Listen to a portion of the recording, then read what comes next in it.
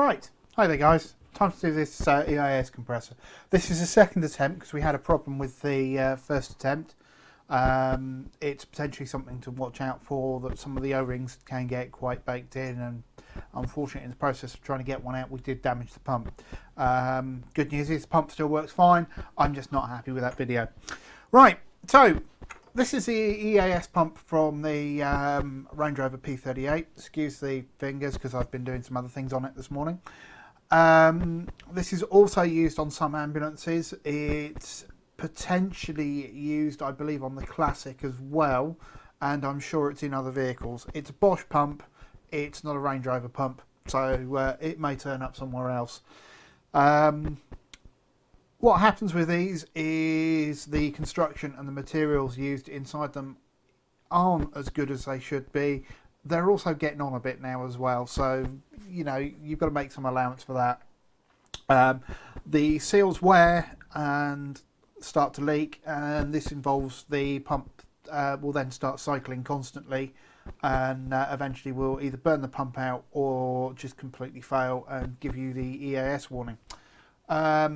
I have off camera checked the output and the performance of this one against the one that we've already overhauled, and thankfully there is a difference between the two of them. The other one behaves much better, so we know that this will work, and we've done this right.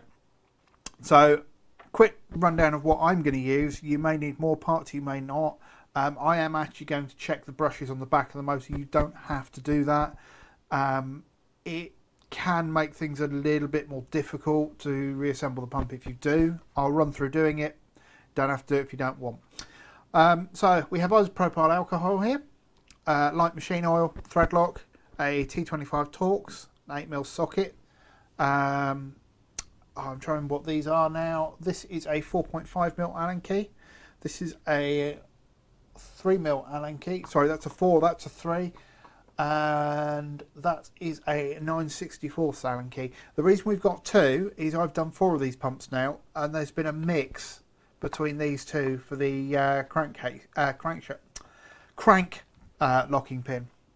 We have a small pokey thing which you'll need to do the brushes, potentially get some of the O-rings out, flat screwdriver, and the service kit. This is the supplier of the service kit. This is a lovely quality kit. They do some other bits. They also do the valve block kit, so highly recommended. And obviously we've got a reasonable surface here to work on. So let's tear this down, get started, and we'll go from there. So I'll be right back with you once I... Right then, off we go. So this filter just unscrews from the end here, and we'll put that to one side for now. As I said, we're going to be checking the brushes on this because the last one I did, they were really not in a good way. It's potentially something where you could go and spend the time doing your pump rebuild and then discover, well, actually it wasn't any point because it was actually the brushes that were gone. So this bracket comes off the back. Nothing here should be done super tight. And we'll just swap over here. These bolts run all the way through the pump. They are ridiculously long.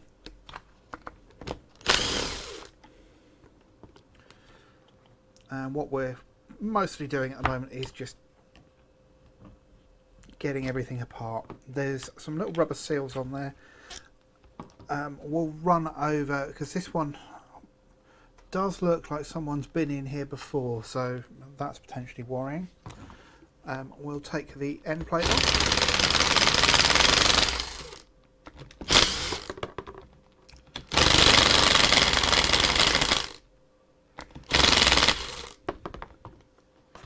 Put them to one side. Right, the end plate is actually held on with a gasket. This one is kind of important, so we don't want to do this one any damage if we can avoid it. It's not part of the kit either, so what I've got here is a little metal prior. It's not as vicious as a razor blade, but I think we're going to have to resort to that. Or not, as I drop it on the floor.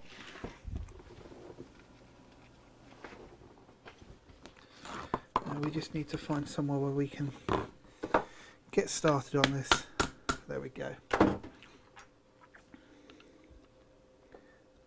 then we can just prise that off. It's just a matter of getting started. As I said, this seal here isn't included in any of the service kits, and again it's one where there appear to be a couple of variants of it. So I'm just going to try and gently lift up part of it somewhere. There we go. I'm using the back of the blade here. If you use the front, obviously there's a risk you'll separate it, and then we can hopefully just prise this off without destroying it. There we go. One.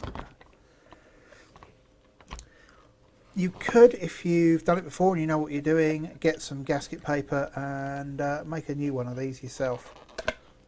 It is just thin paper. It's also not particularly essential. Obviously, we want to avoid anything nasty getting into the pump, but this is mainly for drawing fresh air in. So fresh air is drawn through this filter here, through there, into the crankcase, and then past the piston. I have a quick look in here. Let me just zoom down. I think we will have a little bit of a clean in here, and this will focus at some point. Focus. There we go. We'll have a little bit of a clean in here because that's actually quite manky. I had hoped this one had been serviced. It looked like it had, but certainly those filters aren't doing a lot, which makes me wonder if there is anything in here.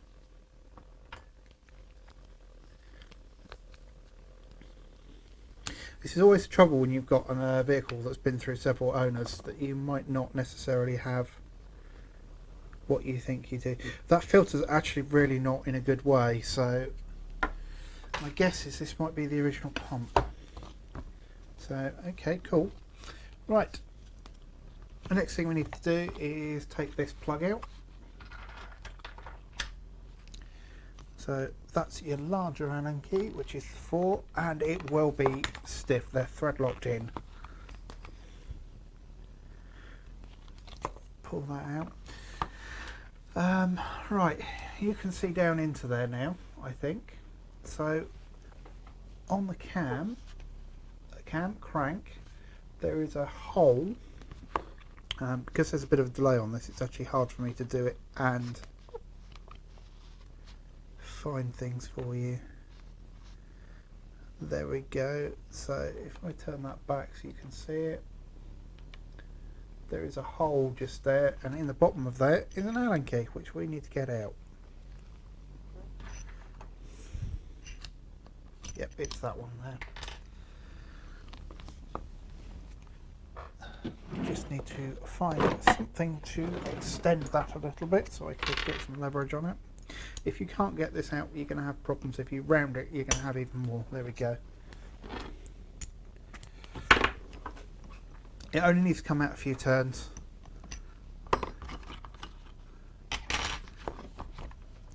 And then we'll just pop these. This is technically a cylinder head, so there's some mileage to taking these off in the right order. There are probably torques for them as well, but I don't think it's that essential. Right, so taking this apart, top cover comes off, and you drop it, and that is absolutely filthy. That's not a good sign. And then we have our seal here, which we will be taking out and changing. We have another seal under this reed here.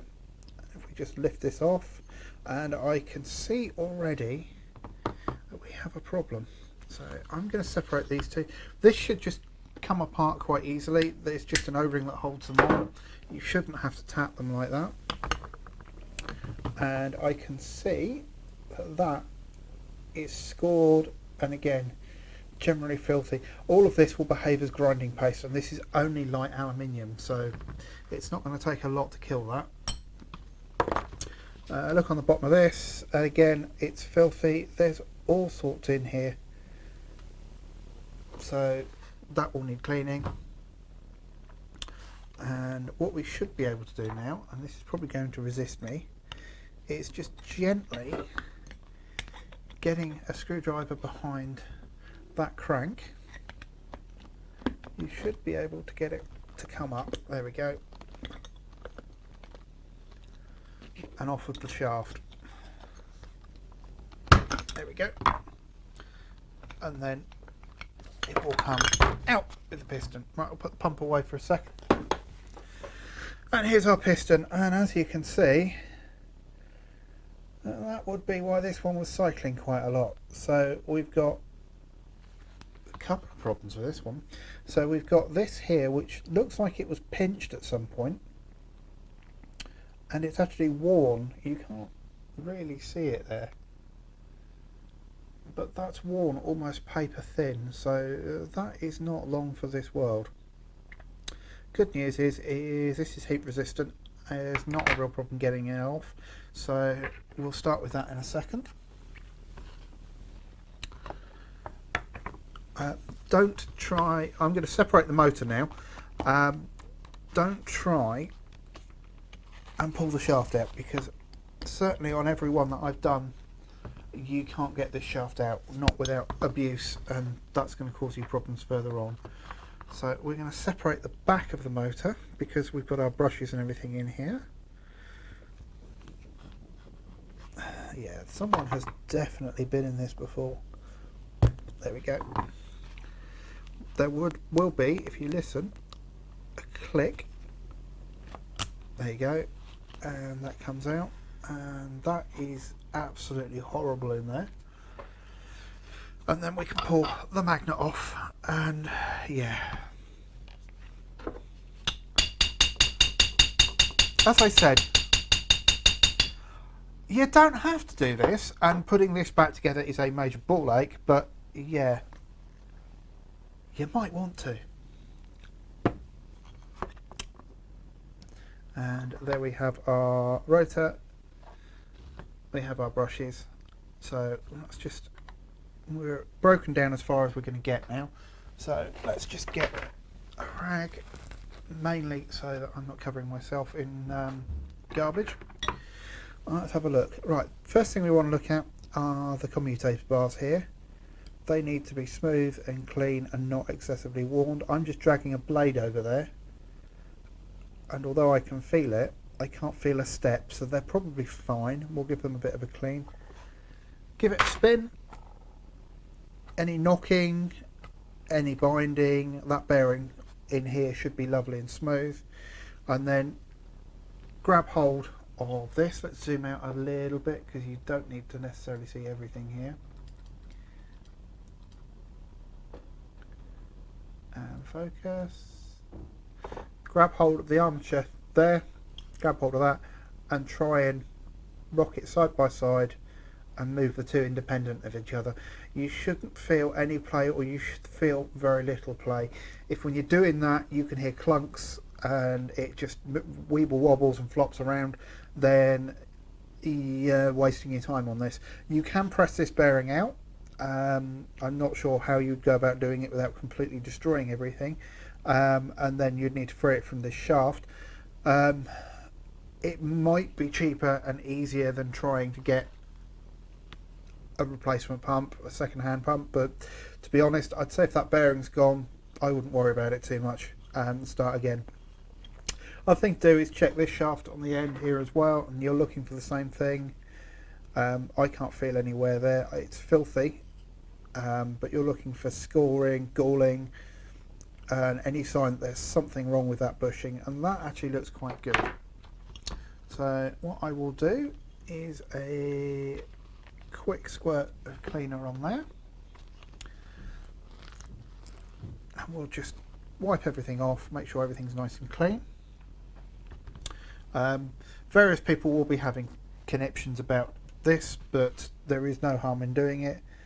a little drop of machine oil on that side of the bearing. Give it a spin, let it wear in, let it sink in, and then we'll do the same on this side. Less is more, and obviously you've seen the state of things in here, and we'll just give that a quick wipe out as well.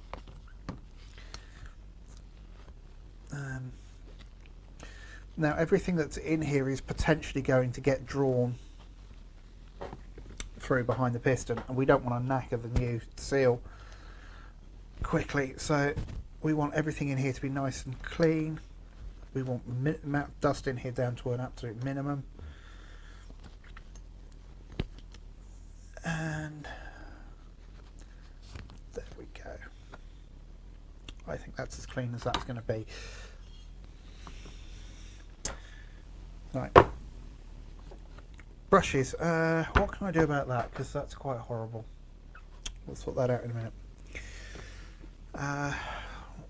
What we will do though is that's just as filthy as the rest. I don't have any compressed air here, and I don't really think I want this being blown around by compressed air. So these brushes run on the commutator bars and transfer the power over. They should be in reasonable condition. There should be a good amount left of them. There's about probably 10 mil on one.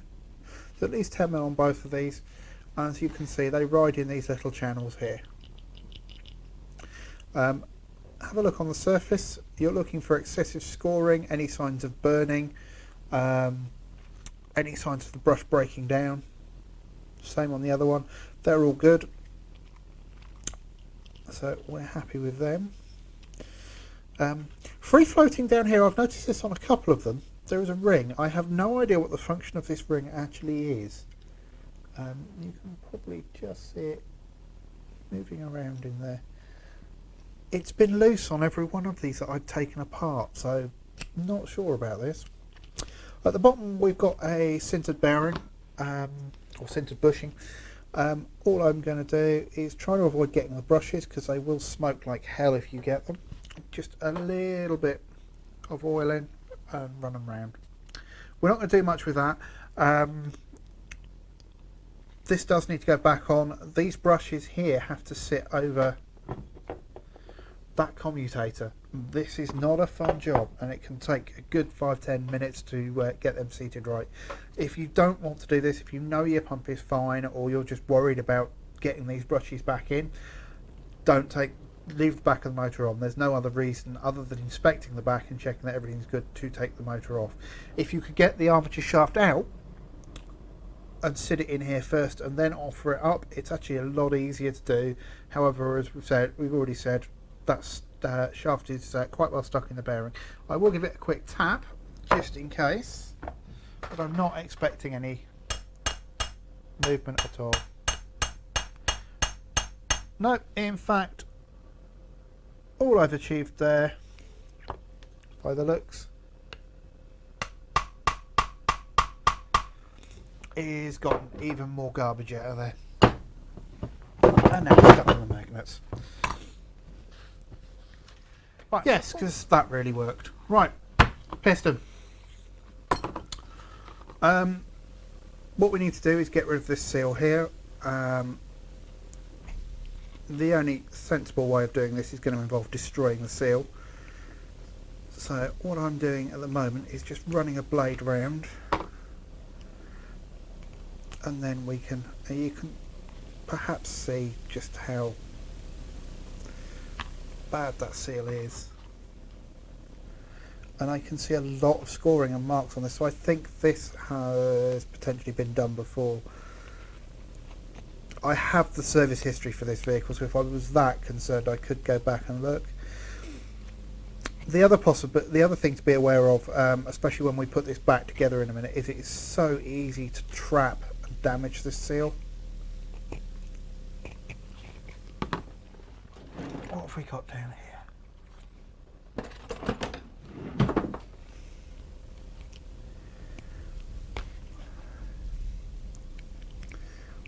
If we could actually get this out from under there like that.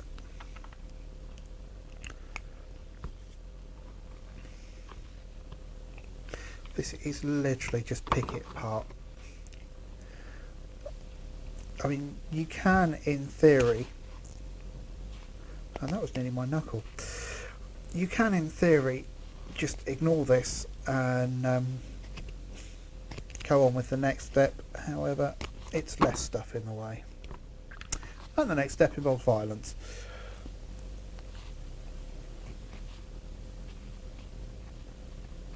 There we go. Right. We haven't got a junk pile yet. We should do by now. And we need some coffee. Right. On this piston, you have the piston itself and a brass ring around the outside. The brass ring clamps down and retains this. Now, there are different ways of getting this off. A lot of people go for just prising under there, give it a good bash with a hammer, prise under there and leave it off with a screwdriver, which is what we're going to do. We're going to make it a little easier for us. You could get under there with a spudger, I would imagine, and do the same. But we're going to make life a little bit easier and use one of our old friends, fire. So what I'm trying to do now is preferentially heat the brass. And what will happen is the brass will expand. It might not necessarily fall off. Certainly when we come to putting it back together, you can get enough expansion to just drop this on. But what we want to do is just get enough heat in there to get a little bit of expansion. These are occasionally thread locked on as well, and the heat will help dissipate the thread lock, dissipate it, melt it, whatever. That's getting lovely and toasty now. It's quite difficult to only heat the brass, and now I can't actually turn the light off. So that seal does not burn, incidentally, so I think we might have to go at it with a screwdriver. Obviously the risk with the screwdriver is galling things, so we don't want to do that. So I'm off screen now, I know. We're just putting the screwdriver under that and just giving it a gentle love tap. There we go. And we can get in there now and work our way round and prise that ring off. Be careful not to do what I've just done there. And eventually it will just come away quite easily. There we go. Somewhere over here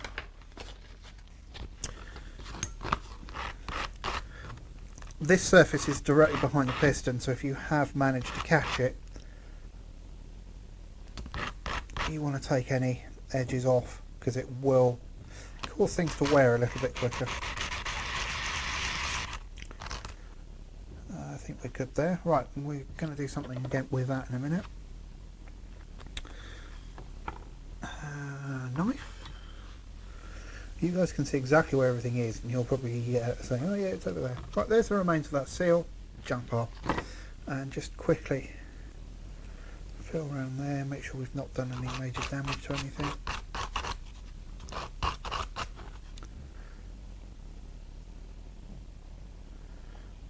There's a bit of marking there, but that's fine. Right, another thing we need to check before we go any further. You'll notice that I've not actually used any service kit parts yet. There is a reason for that, because this is the last point where we can come seriously undone. If this was damaged beyond recovery, or we couldn't get it off, or we ruined this while we were doing it, or this last bearing was a problem. So this bearing should be fairly free. This one, I have to say, isn't great. It's not as free as I'd like it, but it's enough. Crank there, piston there, and you're doing the same. You're twisting and moving to see if there's anything in there that isn't moving right, or is moving in ways it shouldn't. So free play it, and we'll just quickly get some more of this dust off. The vehicle's obviously been in an extremely dusty environment at some point. Incidentally, something to note, the last one I did of these, the bearings were all completely dry. There was no sign of any lubrication anywhere. So again, we're not overly worried about this.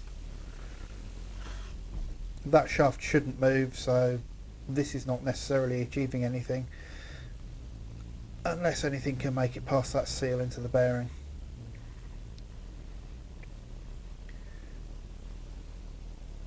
Again, you could potentially press that bearing out and push the crank out if you wanted to repair it, but it's probably not going to help you. Right, we'll go back to the pump body, and we are going to remove some of the seals now. So this seal comes out now. It is easy to forget some of these, and they're not immediately obvious that they're there. It's not beyond the realms of possibility you can reassemble the whole thing and then come a cropper because you've forgotten a seal. This seal comes out now. We are taking the reeds out. The bottom reeds don't actually have to come out, you can leave them in place. However, given how filthy this pump is, and obviously yours might be the same, so there is your keeper plate and there's the actual reed there, which won't actually come up. Yeah, that's never happened before, you might want to watch that. And I can see straight away there's something interesting with that reed, which would also explain some of the problems with this pump. Let's zoom in on this. I've not seen this one before. Zoom, zoom, zoom. And those of you in North America now have the Mazda advert stuck in your head. Come on, focus. We'll get there eventually.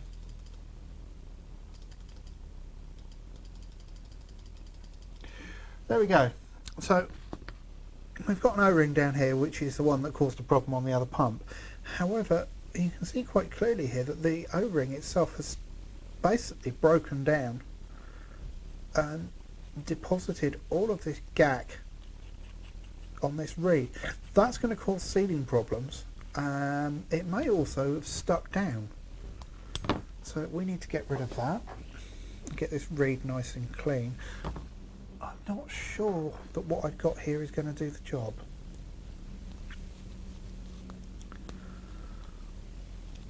No, so we've got the back end of the reed clean, but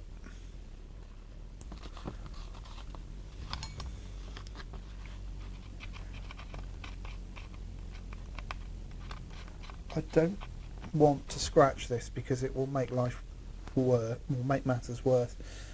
But we need to get as much of this off as we can. I mean, this is stainless, I believe it's stainless steel, it certainly feels it.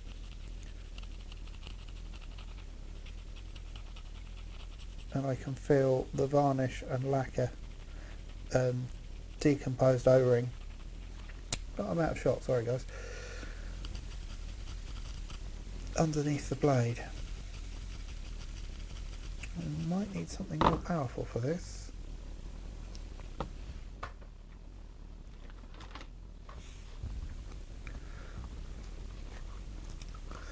Well, that's certainly better. Let's try something ever so slightly more aggressive. As I say, I think it's stainless, so I'm not too worried about it.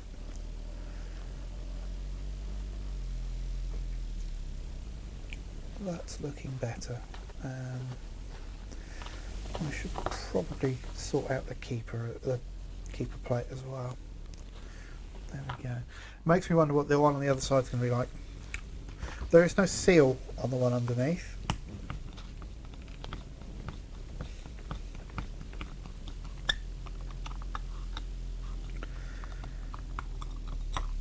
And that's free moving. He says. No, it's not.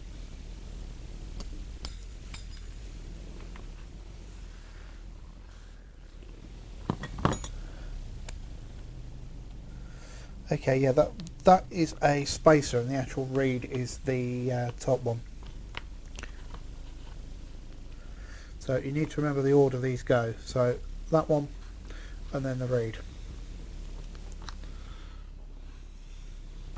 Again, ever so slightly different setup to the previous one.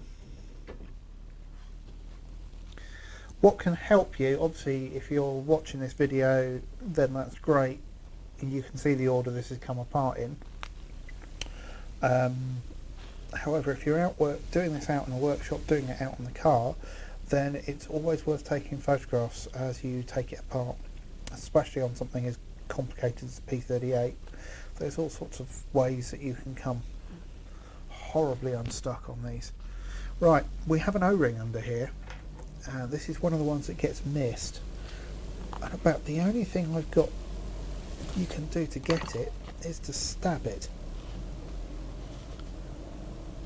This has actually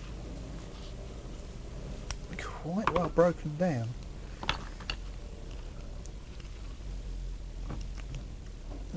You want to avoid doing what I just did there if you can, as this is a sealing face. But no, this O-ring is actually quite well in there.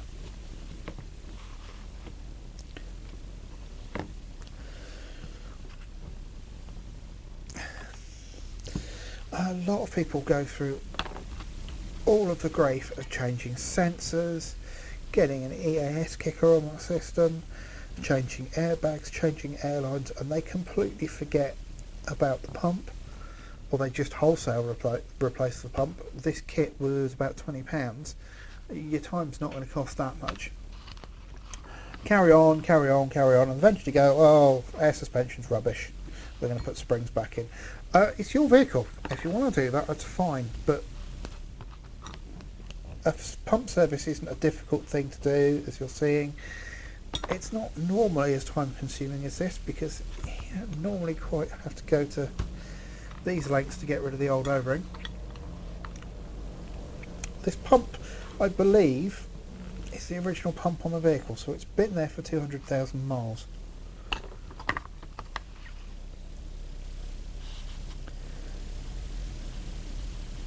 It's just tricky not damaging the sealing faces.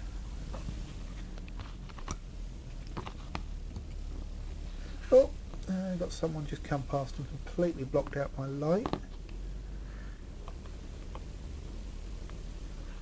we go. So unsteady. The other thing to bear in mind is if you're doing your pump, you've got air suspension issues, and you're doing this because you've got issues, and you're doing this pump, these O-rings in your EAS block are probably going to be in exactly the same state. Give that a bit of a clean off.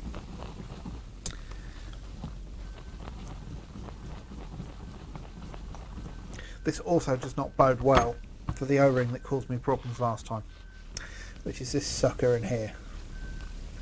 Bear with me a second, I'm going to have to pause while I work out. Okay, maybe not.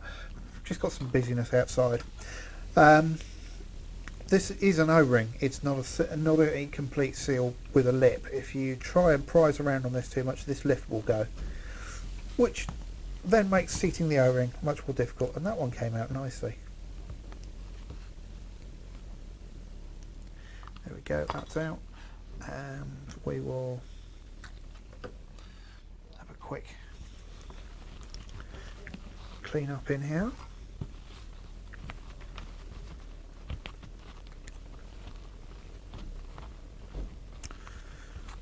That's all good.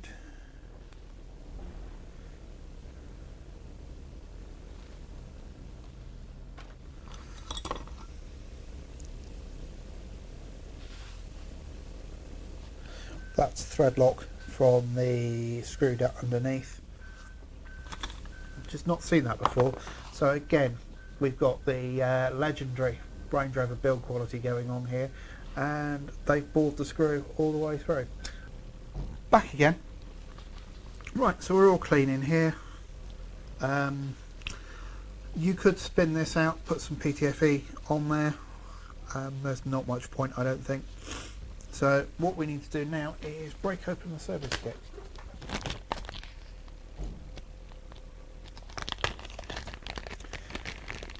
So got various things, and let's get rid of the old ones because we certainly don't want to muss things up. Pop these over there, out of the way of the grot. Right, so our first chappy is this one here. I'm going to put a tiny little drop of oil in there just to help things sit, and then he needs to be pressed in.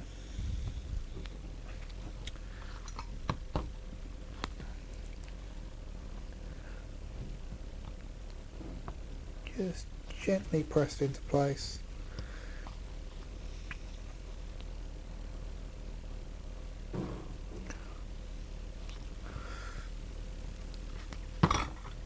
Might be easier to use something to do it as a whole. I think this O-ring is going to be the death of me. It's always this O-ring.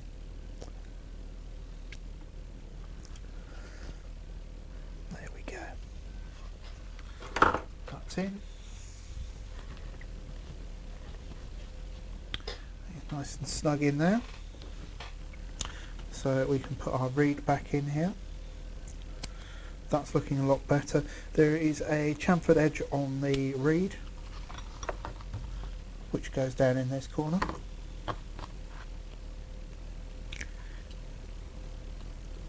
In with there. And we'll put a tiny drop of thread lock on there. It doesn't matter how well balanced the pump is, how well it's made, especially on something that's as cheaply made as these, you're going to get vibration. You really don't want any of this coming apart, hence the thread lock.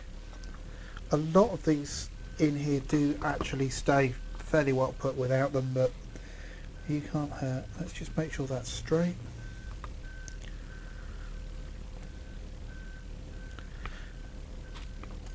And here comes our lorry again.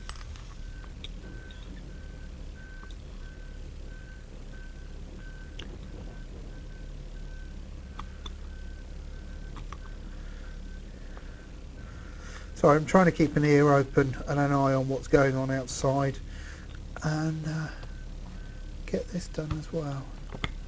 There we go. Just straighten him up. Cool. That one's done. You see the O-ring down there? I can see the reed as well, so that's good. Right, this side now. There is no O-ring or seal here. So all we're doing is putting the spacer back.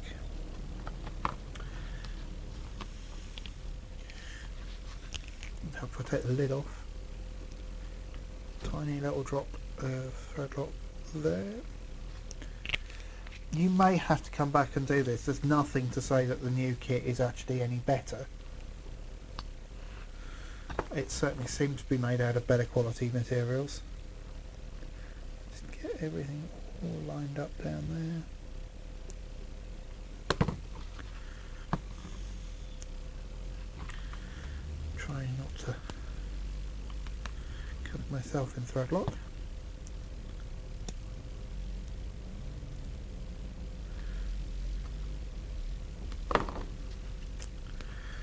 Again, you want to watch the alignment of these reeds. Everything should be straight.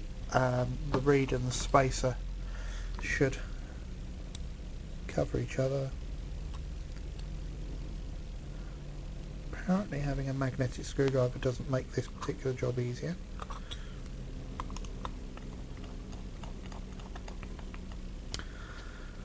Oh, stay. What we're trying not to do is twist this reed because it will fail. Buckle. Right, we're done. Next one, O-ring. I will Use a tiny bit of oil again, maybe not so much as we used up the top. This one does just press in though. There we go. Right, that's most of the head done. And we've got one more seal left. Actually, we've got... No, she's got one more head. The other seal's actually in the block.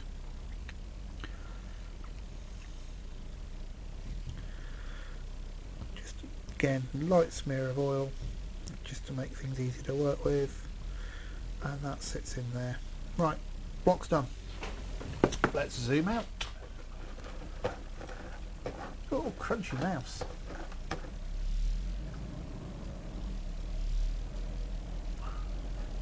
And are we going to focus ourselves?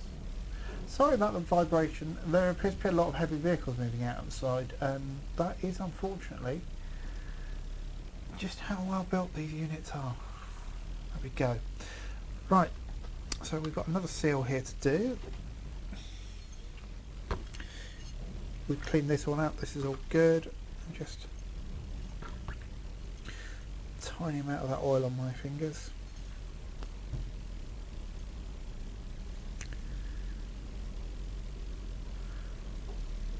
And just press them into place. You want to make sure that this is actually all sat in when you start assembling. Otherwise it's possible for these to jump out, and as you reassemble you'll pinch them. So we're done on that one. Next part of the puzzle is the filter. You've got two little lugs on there that just pop off. Just get a screwdriver and pop them off. I've already done it. Foam first, and then this fabric. That is grim.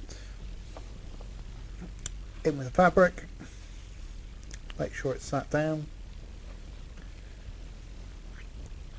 In with the foam, and line up your clips and press it together. That's that one done. Right, and it's time for this. I'm going to take a quick break. I have a specific way I do this. It requires a little bit less faffing around than other methods. Whether you do it this way is up to you or not. You can, if you want, pop that seal on and then just tap your brass over. The way I do it with heat and cold makes it just a little bit quicker and less messing around. So I'm going to stop you here. I'm going to go pop this somewhere cold and then we'll roast this thing alive. Right, we're back again. So how does what I'm about to do work?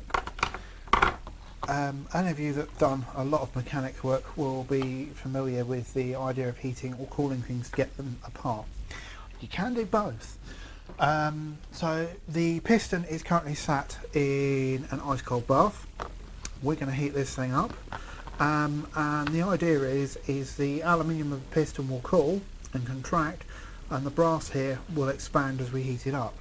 So we're going to roast this. We've got to be fairly quick, so I just need to check that everything is going to go together easy enough. What I'm actually going to do is just snap this seal on and make sure it's in place, because it's one less operation we have to do. The water's not going to damage the seal. So let's cook our ring. I could probably have achieved much the same effect for the cooling the piston down by simply leaving it outside.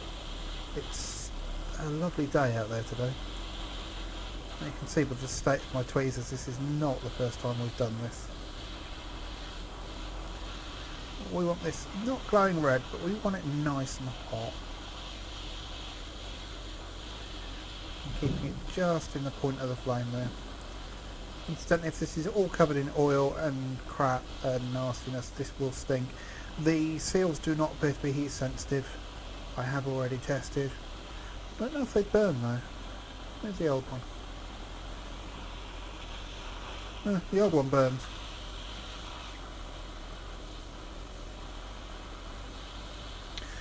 We're still going to have to tap this with a hammer, but it will be a much easier job than it would otherwise, because you'll see in a minute, if all goes according to plans, just drop on. We can see the ring is now just changing colour, so we need to be quick now. Off, out, offer it up, and there you go. As you can see, it has just dropped on there, sealed nicely, and straight back into the water. Now, it wasn't that much easier.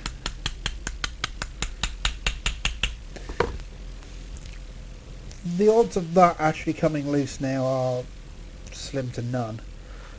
Just make sure that it is sat down properly. You can give it a bit more of a tap if we need.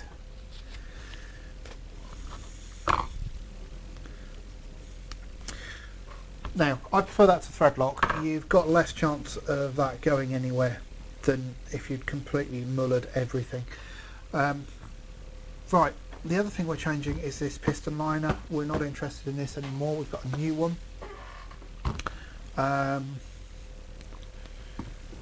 Little smear of that light oil in there and on the sealing face there.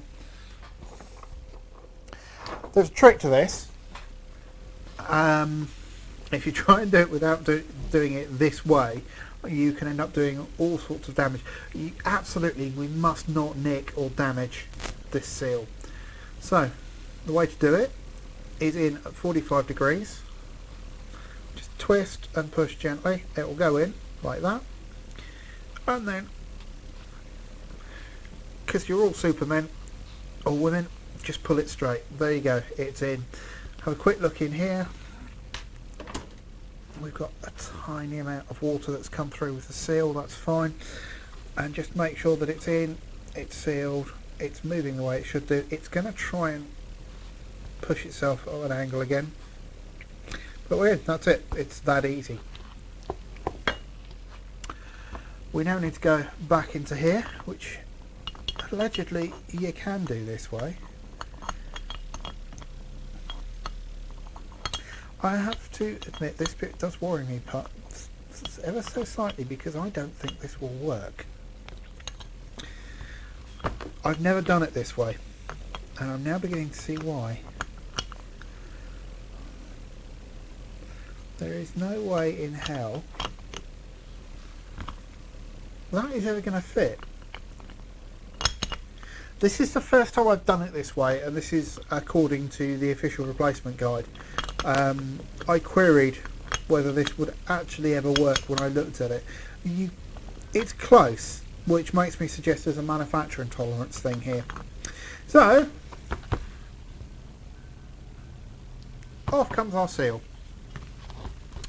The next thing you need to do is, to do it the way I normally do it, is find the flat, know where the flat is, and then the flat on the shaft needs to be pointed to this. We then now know that the hole in the apex of the crank needs to be pointed here as well. If you strip the motor, this is where it becomes much easier, because you've got hold of it, nothing can move. Yep. Fold the crank so that it's up in that position, and just ease it in. And then using a prizey stick or a pokey stick or something, you should be able to manoeuvre that crank round into the position you need it in, and it should drop back in. Isn't that easy? And just because I'm not tempting fate, we'll wind that in as well. Here's my little bit of extension I was using. Give it a tweak, don't wind that up ridiculously tight. You'll regret it if you ever have to come in again. And again, it's got a good bite on it, it's not going to come loose. Sorry, I'm just messing around one-handed trying to sort something out.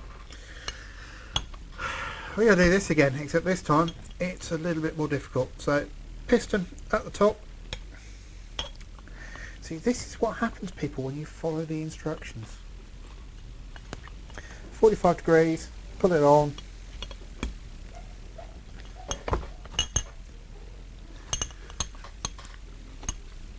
straighten it and it will probably go the other way. There is the guides down the bottom here. If you can get it sat into those guides, you're golden. Don't put it down too far because it will try and pop out. As that has, there we go. Cool, we've got this seal on, we've done this. I did already do this once, but I'm going to do a little bit more. Just a gentle wiping of oil around there. Another gotcha for people who've never done this before. This bit points that way. If you get it on wrong, you're never getting the thing together again. That goes on there. Just make sure that everything is going to seat correctly. Make sure you're not going to trap any seals. You can't unfortunately put this on, do the next bit, work your way through, which is a pain because I just realised I haven't cleaned this yet. I'm going to take that off, put that on the side, and we'll just give this a wipe off. This is just a metal plate. There is no right and wrong way to this.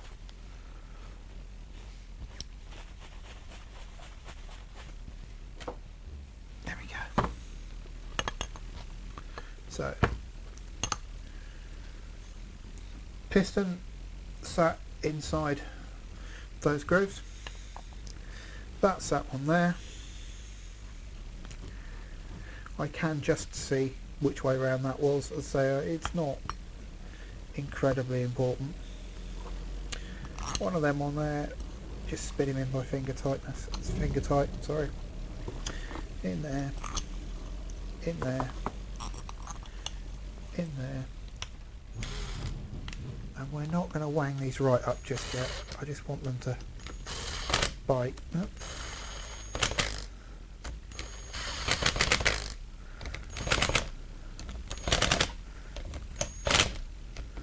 There we go, and we can just nip them down there.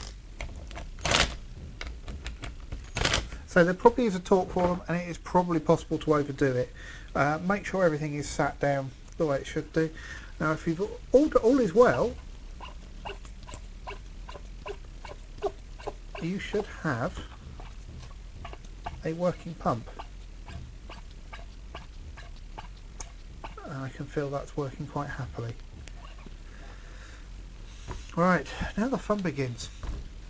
This is where there is definitely some mileage in not dismantling the back of the motor, because what we've got to do is get that on. Well, that's easy, that's not a problem.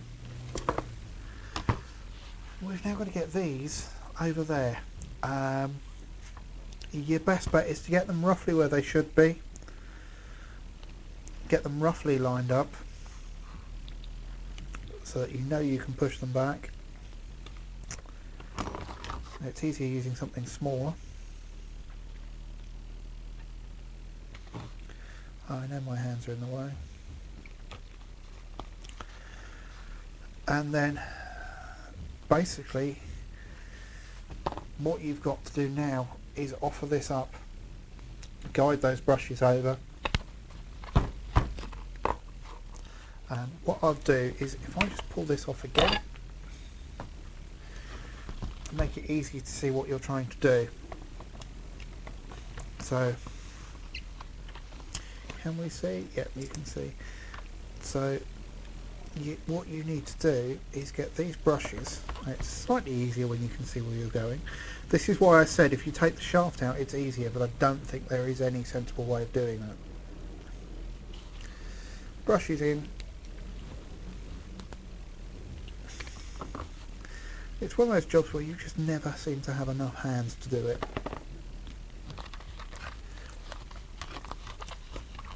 Then shaft of the motor in. You can see the brushes just there, not very well, but they are visible. And then what you've got to do is just work them up to the next area. So we now slide, that is sat in its bushings, that's slid up, so we can now work that brush over. That brush comes over, that sits on the little lip on that commutator. Next brush comes over, that sits on the lip. That brush comes over and now sits on the edge of the commutator, as does that one, and then the whole thing now should just pop back together. That's what you're trying to achieve with that in the way. So I'm going to sit here and mess and finagle with this, and I'm going to stop recording because it's probably going to involve quite a lot of swearing, and it might take me a few minutes, it might take me a couple of hours. It really is just a horrible job, but if you take this back off, this is what you're going to have to deal with, and we'll come back once I've reassembled. Right, back again. Back's on. Turns out there is actually an easier way when you ask yourself questions about these. Spreading an old pair of tweezers out allows you to hold the brushes out and just drop it back on. It's a much easier way than any of the other ways I've tried doing this. Sorry, coffee. Dog coffee. Right, so this is all back together. We're not overly worried about the seal on the back of this because you could get some air leakage in through the bearings. The odds of that are fairly slim, and we're not massively worried about that anyway. There was a serious amount of leakage going on through those bearings. I shouldn't have done that. We'd have seen a large amount of the carbon that we found in this housing. Let's just quickly, you don't necessarily have to do this. I'm going to quickly do it because obviously I'm doing this as we go along on video, and I want to make sure this motor still runs. Awesome, that's good.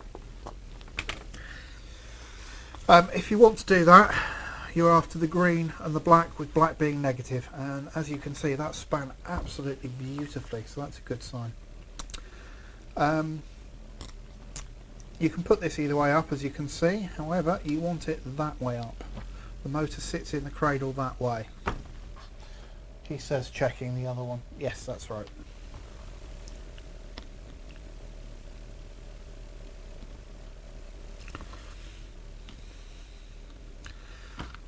I am actually, again, vibration, all that.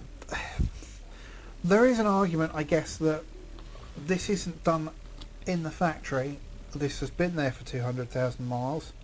Nothing here was loose, so you might not need this, but belts and braces. It's also potentially something that you could end up regretting if you have to visit this again. Oh. Make sure your screwdriver bit is locked in.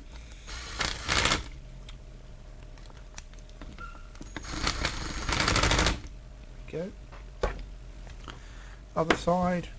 Just a quick check on this seal face. There's my scalp gone. I've just got a little bit of crud just there.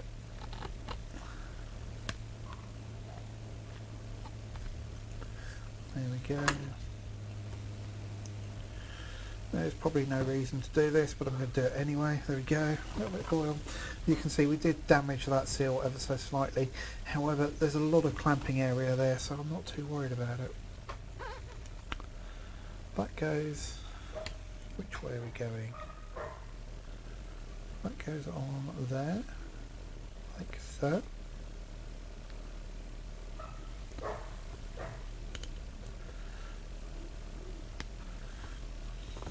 And we'll just... 1, 2. One place I'm absolutely not going to be putting thread lock is on that Allen key, or Allen grub screw. You'll never get that out. I'm not thinking straight now. Excuse one of next door's clients, we've got a dog grooming parlour next door. Normally I don't do these videos at this time of day, so it's not normally an issue.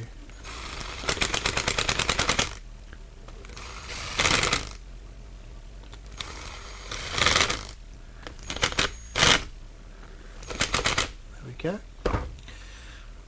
Now,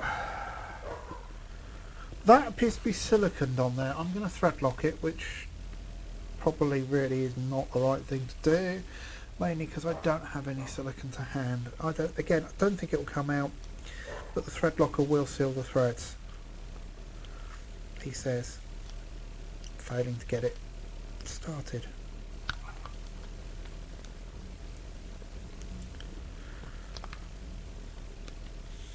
Come on, why are you not going? Because we've got a piece of grot in there. Now, obviously, I don't want this grot in the pump. Let's just get that out.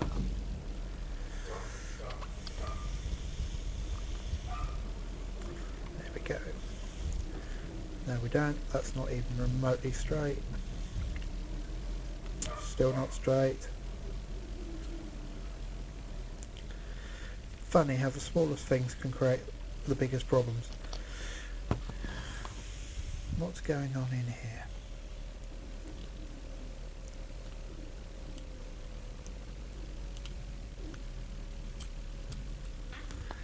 Where is the start of the thread? You've not damaged that.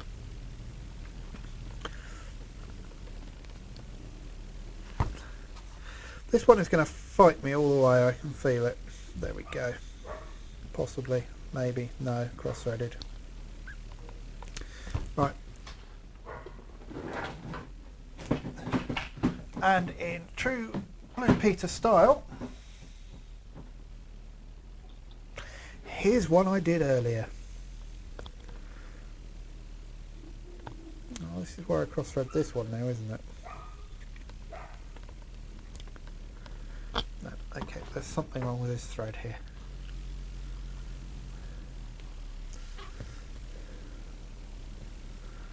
Yes, it's full of gag. Let this be a lesson to you and anyone else doing it.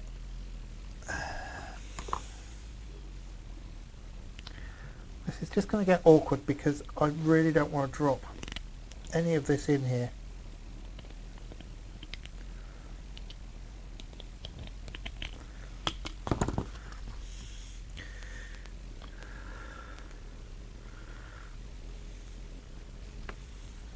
I think we may have now ruined the thread on that filter.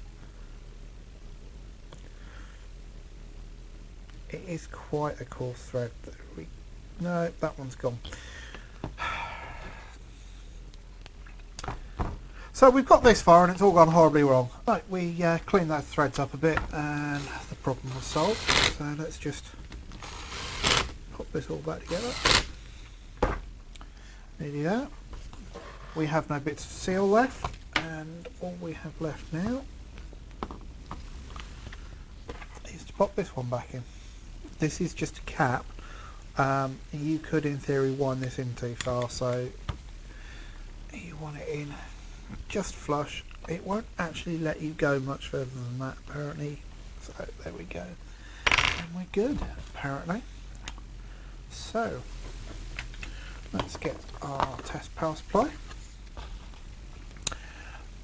Red on the green, and yes, this is horribly bodgy, but it works. That there, and you can hear how much better that. Well, you can't hear how much better it was because you never heard the old one. But you've got a good flow of air there. Stop that and turn that off. So you've got a good flow of air there, it's not excessively noisy, it's got a good speed on it. That's actually running at 13 volts rather than 12, that's fine. So in theory now, I realise it's P38 and these things do not work this way. This can go back on the vehicle now, and I will report back in a second. I'm not going to film putting it back on the vehicle, it really is quite simple. You put this sits down on the studs in there. You've got a pipe that connects onto here, and then this goes to the side of the box. It really is quite a simple install. So I'm going to stop recording. So that's that jobbed. Pumped in, pump works absolutely beautifully. I have my lunch, and it's made a difference. That pump actually came off the vehicle that it's gone back onto. and was actually working. It wasn't working well, but it was working. It now behaves like a completely different vehicle, which gives you an idea of just how screwed those pumps can be before they actually start to fail.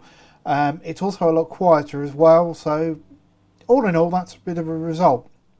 The only thing is that back bracket on the brush end of the motor I did actually put back on upside down, but that's got something to do with the one on the reference pump being upside down as well. So there you go. It's not a terrifying job. You don't have to take the motor apart to do the job. It makes it a little easier in some respects, makes it a lot more difficult in other respects. There are definitely we've done a few of these now. There's definitely variances between pumps.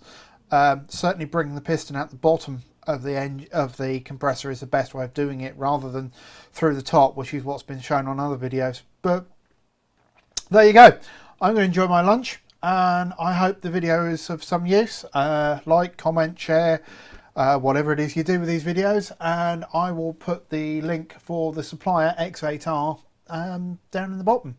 The next one we do will be the valve block. I'm not sure how we're going to do that one, because that is going to be a first for me, so that's probably not going to be one take.